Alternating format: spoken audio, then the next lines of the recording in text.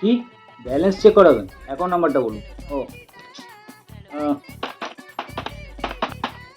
1500 টাকা আছে, তুলে কি করবেন? কারণ কি টাকা তুলবেন? চেক এনেছেন?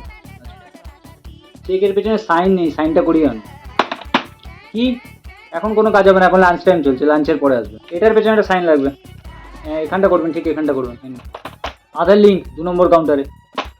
ওহ, সকাল দিয়ে মাথাটা ধরে আছে, একটু চাও খাইনি। সমদা, 1 কাপ চা দেবে, একটু বেশি চিনি দিয়ে, ঠিক আছে? তাড়াতাড়ি নিয়ে এসো।